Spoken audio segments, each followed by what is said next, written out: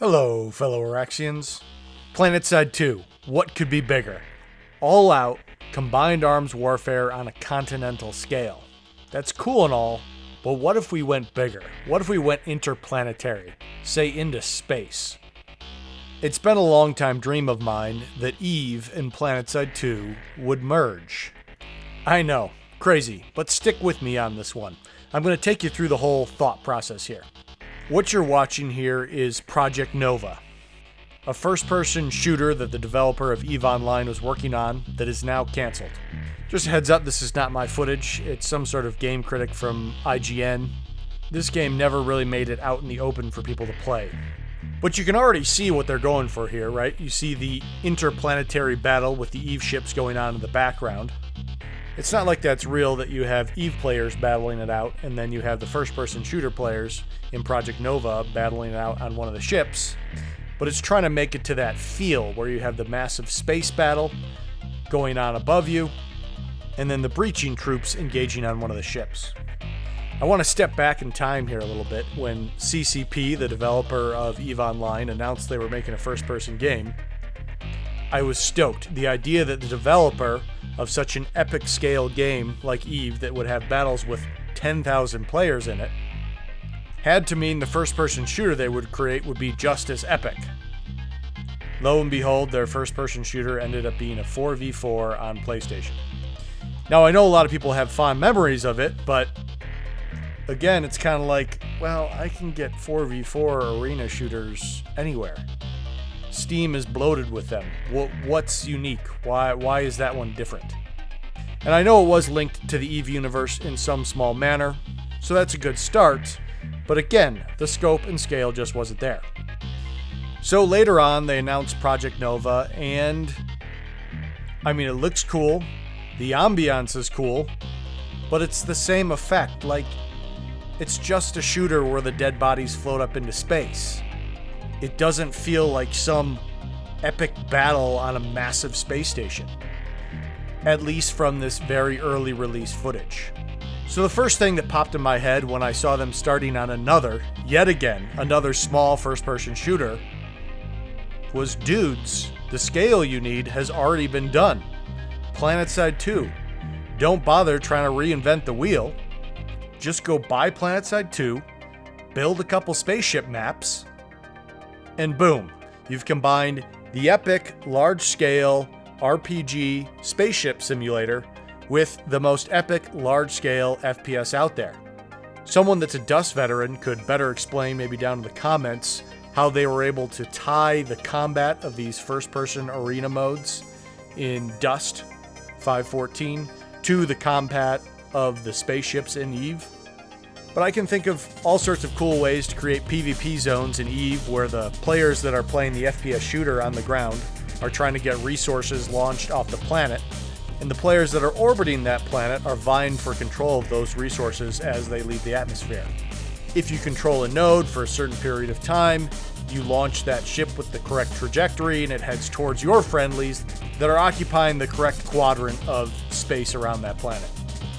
Anyways, let your mind run wild. If you've ever played EVE and you can think of one of the big battleships or capital ship or the space stations, you can think of how epic it would be to breach one of those, fight through the hallways, fight through the hangars.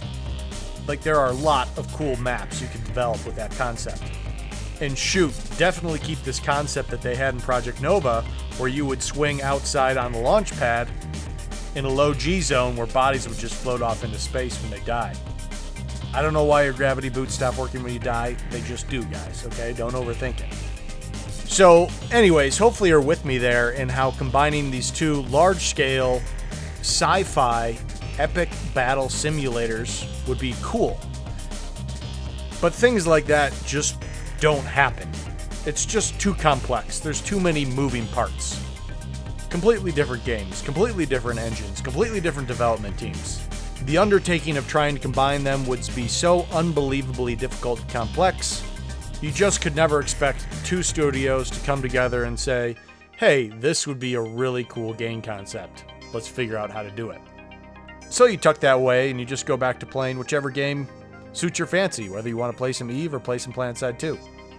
But then a crazy conspiracy theory floats across your feed, and then you're back to thinking about how epic that would be. The conspiracy theory is that Pearl Abyss, these are the creators of Black Desert Online, who recently purchased CCP Games, who owns EVE Online, is also angling to purchase the Rogue Planet or the Planetside and Planetside Arena pieces of Daybreak Games. As conspiracy theories go, it's as flimsy as they possibly come, but here's the rundown. Over the past year, Daybreak Games has been filing for all sorts of trademarks.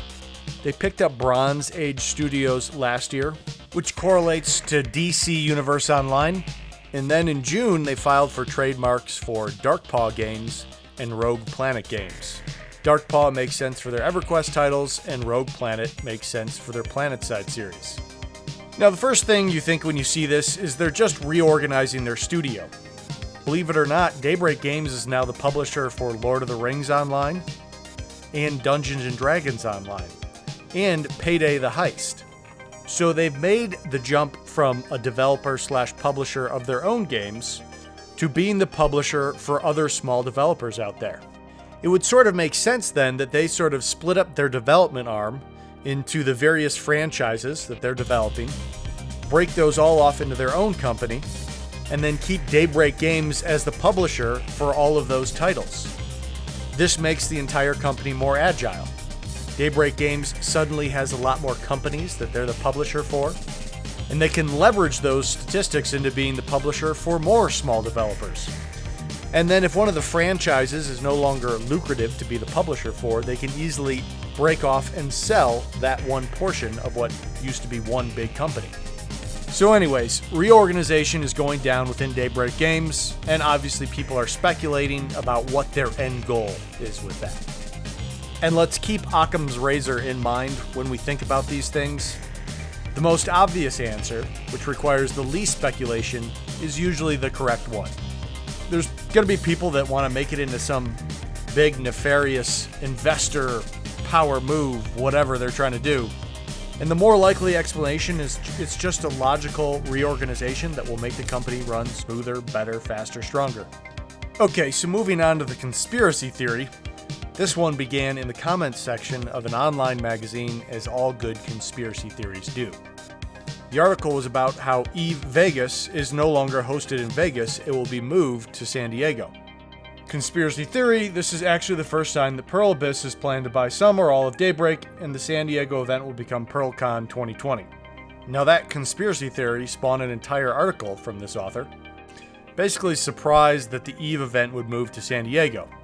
In the same article, they mention how Pearl Abyss has set up a base of operations in Southern California, about an hour away from San Diego, which to me is all the reasoning you need to move an event for one of your games from Vegas to San Diego, rather than having to fly just to set it up.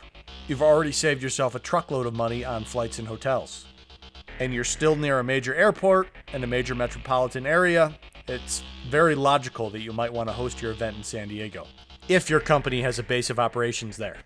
Anyways, the conspiracy theory that Pearl Abyss set up a studio near San Diego and that the EVE event is moving to San Diego, and somehow that correlates to them eyeballing buying Planetside 2 and Planetside Arena, is about as wildly flimsy as conspiracy theories come. All that being said, it sure would be awesome. Daybreak Games is understandably rolling down the path that brought them success in the past. That is the H1Z1 path. It launches early access September 19th with 2 team-based Battle Royale modes. It's a very predictable play from them. But for majority of fans of the franchise, it's disappointing that Planetside 3 ends up being a Battle Royale. Yes, I know about Massive Clash. That's not till mid-2020. I'll believe it when I see it.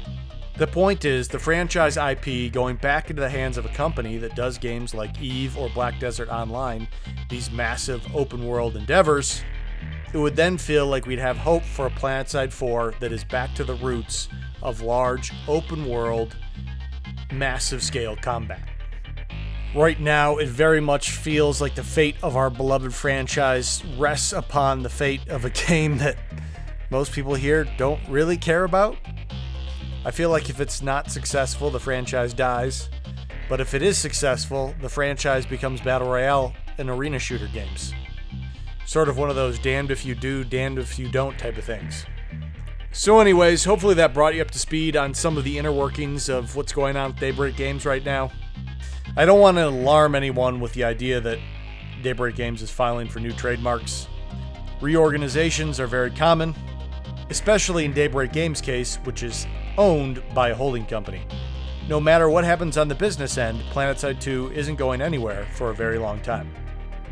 That's all for now, fellow Araxians. Until next time, I will see you PlanetSide.